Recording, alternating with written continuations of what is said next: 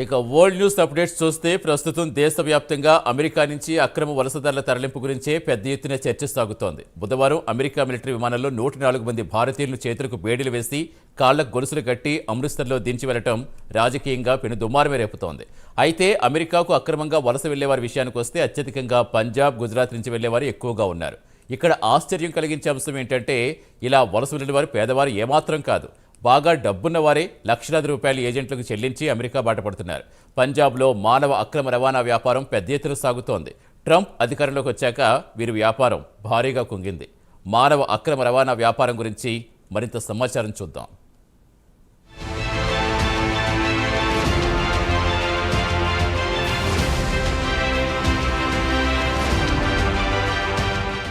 అమెరికాలో అక్రమంగా నివసిస్తున్న 104 మంది భారతీయులను ట్రంప్ సర్కార్ తిరిగి వెనక్కి పంపించింది. అయితే ఇండియాలోని పంజాబ్, గుజరాత్ నుంచి పెద్ద సంఖ్యలో అమెరికాకు అక్రమంగా వలస వెళ్తుంటారు. దీనికి వీరు ఏజెంట్లకు లక్షలాది రూపాయలు సమర్పించుకుంటారు.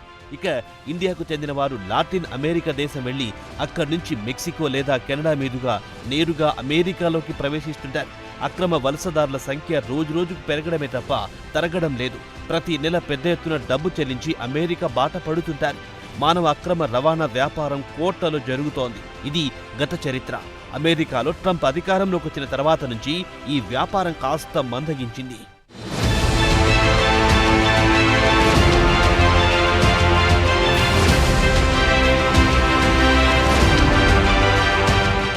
రెండు 2023లో విడుదలైన షారుఖ్ ఖాన్ సినిమా ధమ్కీ తర్వాత ఇలా అక్రమ రవాణాకు డంకీ పేరు స్థిరపడిపోయింది. ఇక డంకీ రూట్ విషయానికొస్తే చట్ట వ్యతిరేకంగా పలు దేశాల సరిహద్దుల నుంచి వెళ్తుంటారు. ఉదాహరణకు కొంతమంది టూరిస్టు వీసాలు తీసుకుని అమెరికాకు వెళ్తుంటారు. అక్కడ అసలు విషయం ఏమిటంటే యూరోప్కు వీసా తీసుకుంటే యూరోపియన్ యూనియన్లోని 26 దేశాల్లో స్వేచ్ఛగా తిరగొచ్చు. అటు నుంచి అక్రమంగా బ్రిటన్లోకి ఎంట్రీ కావచ్చు. దీనికి చాలా మంది కన్సల్టెంట్లు లేదా ఏజెంట్ల సాయం తీసుకుంటారు. ఇక ఈ ఏజెంట్లు క్లయింట్ల నుంచి పెద్ద మొత్తంలో డబ్బు గుంజుతుంటారు. దీనికి కాను వారు నకిలీ డాక్యుమెంట్లు సృష్టిస్తుంటారు లేదా వారిని షిప్పింగ్ కంటైనర్లో స్మగుల్ చేస్తుంటారు. ప్రతి ఏడాది వేలాది మంది భారతీయులు అమెరికాకు వయా కెనడా లేదా యూరోపియన్ దేశాల నుంచి వెళ్తుంటారు. ఇది అత్యంత ప్రమాదకరమని తెలిసినా వారు రిస్క్ తీసుకుని వెళ్తుంటారు.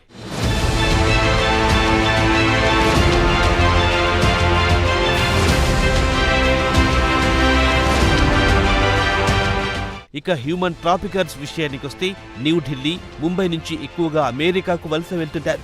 ముందుగా వీరిని యుఏఈకి టూరిస్టు వీసాలపై తీసుకెళ్తుంటారు. అట్నుంచి వారిని లాటిన్ అమెరికాలోని డజన్ ట్రాన్సిట్ పాయింట్లకు చేర్చుతుంటారు. చివరకు అమెరికా, మెక్సికో సరిహద్దుకు చేర్చి అక్కడ సరిహద్దులో వీరికి ఏజెంట్లు నకిలీ పత్రాలు అందజేస్తారు. ఒకవేళ సరిహద్దు దాటుతూ పట్టుబడితే వారు ఆర్థిక కారణాల వల్ల శరణార్థి హోదా కోరడానికి వెళ్తున్నామని అధికారులను బ్రతిమాలుకుంటారు. ఇక అమెరికాకు చేరుకోవడానికి డంకీ రూట్ విషయానికొస్తే ముందుగా ఈక్వెడార్, బోలివియా, గయానా ద్వారా వెళ్తుంటారు. అక్కడ భారతీయ పౌరులకు దేశంలో అడుగు పెట్టిన వెంటనే వారికి టూరిస్టు వీసా సులభంగానే లభిస్తుంది.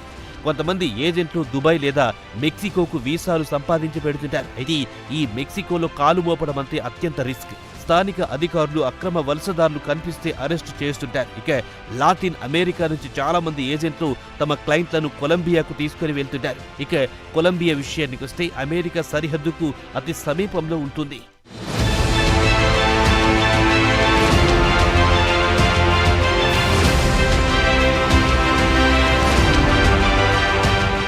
ఇక కొలంబియా నుంచి అడవుల గుండా కాలిబాటన అడవులు, కొండలు, గుట్టలు దాటుకుంటూ సుమారు 10 రోజుల పాటు నడిస్తే తప్ప అక్రమ వలసదారులు కోస్టారికా, నికరాగ్వా, అటు తర్వాత మెక్సికో దక్షిణ సరిహద్దున ఉన్న గౌతమాలాకు చేరుకుంటారు. అటు తర్వాత మెక్సికోలో ప్రవేశించి అట్నుంచి చివరగా అమెరికాకు చేరుకుంటారు. అయితే ఈ మొత్తం ప్రాసెస్ పూర్తి కావడానికి సుమారు 2 సంవత్సరాలు లేదా అంతకంటే ఎక్కువ సమయం పట్టే అవకాశాలున్నాయి. దీనికి ప్రధాన కారణం అక్కడి వాతావరణ పరిస్థితులు, రాజకీయ పరిస్థితులు, అలాగే మానవ అక్రమ రవాణా నెట్వర్క్ పరిస్థితులను బట్టి గమ్యస్థానానికి చేరుకుంటారు. అమెరికా, మెక్సికో సరిహద్దుల్లో పలు సొరంగాలున్నాయి. మెక్సికోకు చెందిన గ్యాంగ్లు, అధికారులు కూడా అక్రమ వలసదారులకు సహాయం చేస్తుంటారు. ఈ టనెల్లో కొన్ని విఐపి టనెల్స్ కూడా ఉన్నాయని యుఎస్ఏ టుడే ఒక కథనాన్ని ప్రచురించింది. ఈ టనెల్ ద్వారా ప్రయాణించడం పెద్ద రిస్క్. మెక్సికోలోని సుడాడ్ జురాజ్ నుంచి బయలుదేరి అమెరికాలోని టెక్సాస్ రాష్ట్రంలో ఎల్ పొసోకు చేరుకుంటారు. దీనికి అక్రమ వలసదారులు $6,000 వరకు ఏజెంట్లకు చెల్లించుకుంటారు. వీరికి స్థానిక ఏజెంట్లు ఒక కోడ్ నంబర్ ఇస్తారు. దీని ద్వారా అమెరికాలో పట్టుబడిన వేధించకుండా వదిలేస్తారు.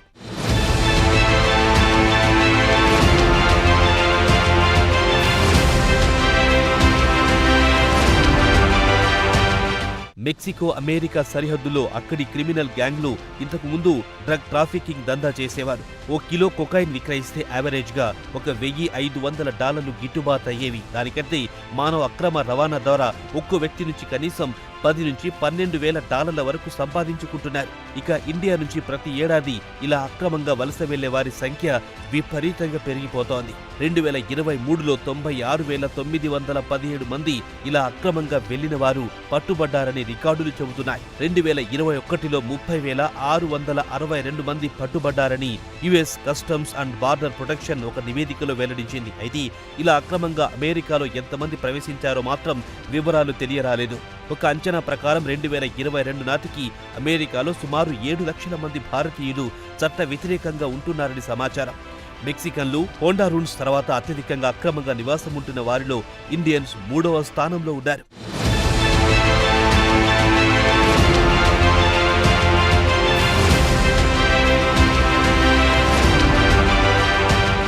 ఇక 2009 నుంచి లెక్కిస్తే మొత్తం 15,756 మంది అక్రమ వలసదారులను అమెరికా ప్రభుత్వం ఇండియాకు తరలించిందని రాజ్యసభలో గురువారం కేంద్ర విదేశాంగ మంత్రి ఎస్ జయశంకర్ చెప్పారు. అమెరికాకు అక్రమంగా తరలించే గ్యాంగ్లు పెద్ద మొత్తంలో డబ్బు గుంజుతుంటారు.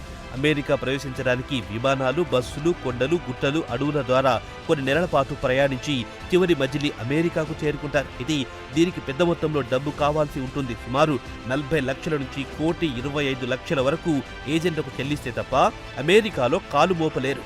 అయితే ఇలా మానవ అక్రమ రవాణా గురించి ముందుగా ఫ్రెంచ్ అధికారులు కనుగొన్నారు. 2023లో నికరాగ్వాకు వెళ్లే విమానంలో దాదాపు అందరూ ఇండియన్స్ ఉండడం చూసి అనుమానంతో విమానాన్ని నిలిపివేశారు. దీంతో అసలు విషయం వెలుగులోకొచ్చింది. ఇది చట్ట వ్యతిరేకంగా నడిచే ఈ నెట్వర్క్ చాలా పెద్దది. దీనికి సంబంధించి ఏజెంట్లు గ్రామ స్థాయి నుంచి జిల్లా స్థాయి వరకు విస్తరించి ఉంటారు. అసలైన సూత్రధారులు అంతర్జాతీయ స్థాయిలో చక్రం తిప్పుతుంటారు.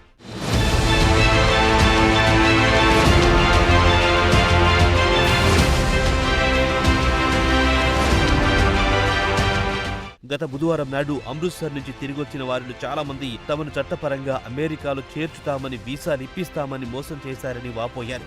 30 లక్షల రూపాయలు చెల్లిస్తే ఏజెంట్లు బ్రెజిల్ తీసుకెళ్లి అక్కడి నుంచి అమెరికా సరిహద్దులో 6 నెలల పాటు వేచి ఉన్న తర్వాత అమెరికాలో ప్రవేశిస్తే అక్కడ యుఎస్ బార్డర్ పెట్రోల్ ఏడాది జనవరి 24న అరెస్ట్ చేసి 11 రోజుల పాటు కస్టడీలో ఉంచుకుని బుధవారం నాడు ఇండియాకు తరలించారని చెప్పారు. అలాగే కెనడా నుంచి అమెరికాకు అక్రమంగా ప్రవేశించాలనుకున్న ఓ గుజరాతీ కుటుంబం కెనడాలో మంచుకు గడ్డ కట్టి చనిపోయిన విషయం చాలా మందికి తెలిసే ఉంటుంది. మొత్తానికి డంకీ రూట్ కంటే స్టూడెంట్ వీసా రూట్లో అమెరికాకు వెళ్లడం నయం.